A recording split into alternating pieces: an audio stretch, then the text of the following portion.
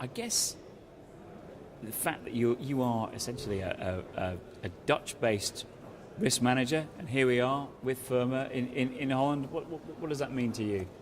Oh, I'm proud and pleased at the same time that it's for the first time in Holland. However, Holland, it's a southern part of the Netherlands, which on purposely was chosen, in my view, because it is such a nice environment, quiet, away from all the stress. And this is the area where you want to be as a Dutchman, but also as a foreigner, because it is quiet, nice and interesting to be here, historic, and obviously very important for the Netherlands to have a conference like this, with this stature and quality in our country. And I guess it's a bit different, this conference for you, because it's probably one of the first times you've been able to get around to some of the stands and meet a lot of people in your capacity as a company risk manager. Well, that's indeed interesting that you say this, and indeed. In the previous conferences I've always been either a president or committee member in workshops and I don't know what, more focused on the Ferma activities. This conference actually, I've only sort of guarded the concept a little bit in general, but now, for the first time, I've got about 15 business meetings lined up, already did about 6 today, for my company. And that is really the first time for me that I now experience the conference as a member to the full benefit of my company, and that is really great. And how important is it to get out and actually speak to these insurers and the top level people that are here? What does it mean to the risk managers? What does it help you achieve in your job to do this?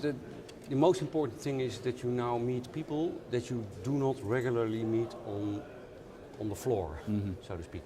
So the underwriters in the countries where I do directly business with, they're not all here, but their bosses are here, their decision makers are here. And what I try to achieve is to get the decision makers on my side. And not only on my side, but also on the underwriter side. And they support any decision the underwriters are going to make towards my company. So it is a sort of a combined effort that I want to get, the best deals for my company in a short time, just 2.5 days, with the decision makers. And I'm sure I can influence their sort of view of my company by just being there and telling them what we do, what we're all about. And for a company like VimpelCom, where I work for, it's very, very important.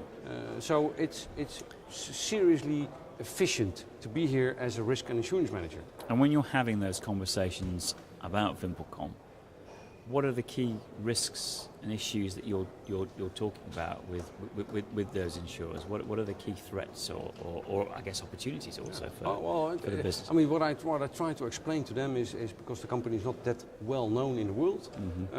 What I try to explain is how we address our enterprise risk management framework, how we work on our business continuity management program, and what we do in risk management in general. Just to give them a good feeling. And it's not just a blah blah story, it's real truth what I tell them. So, well, this is who we are, and this is how serious we are in terms of addressing our risk management programs. So if you look at then the key risks, because they emerge from all these activities, for our company it's political. Because we are in, let's say, exotic countries like Bangladesh and Pakistan and Algeria and Uzbekistan. So there are some interesting risks that you have to focus on. And those are the risks that are also on our focus. Obviously, as a telecom company, the cyber, digital risk, the data privacy is of great concern. And that is a thing that we discuss with the people involved. And so, in general, catastrophic risks are usually the normal stuff you talk about, especially in the areas where we are present. it gets a different dimension, and I can explain that we really do something about it, to try to mitigate it, try to map it, try to cooperate with the insurers to really get a good picture of our exposures. Okay, and I guess you've been to many Ferma Forums before. How does this one compare with say ones 7 or 8 years ago? What are we seeing now in terms of how this event has developed?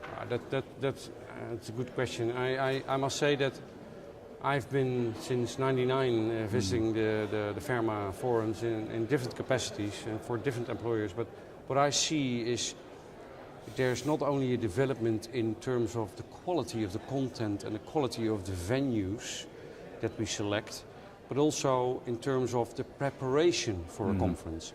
And if we talk about preparation, then I think the partners that want to work, our service providers, the insurers and brokers that want to work with us and be a sponsor and try to finance this conference, because that's what it's all about. It's all our money, by the way, but that doesn't matter. But they are now better prepared they focus on what do they want to achieve. And the same thing is, what you see is with the insurance and risk managers. They are also preparing a strategy. It's not just going to a conference and have parties in the evening and wine and dine. No, it is serious hard work during the day. And then, of course, in the evening we all deserve a nice wine or a beer and a chat. It is this personal interaction. And it's still work, isn't it? It still works. It is, although we are in a digital age and it's all virtual, but there's nothing more important than talk to someone in person and explain, because the body language then shows everyone what you actually mean.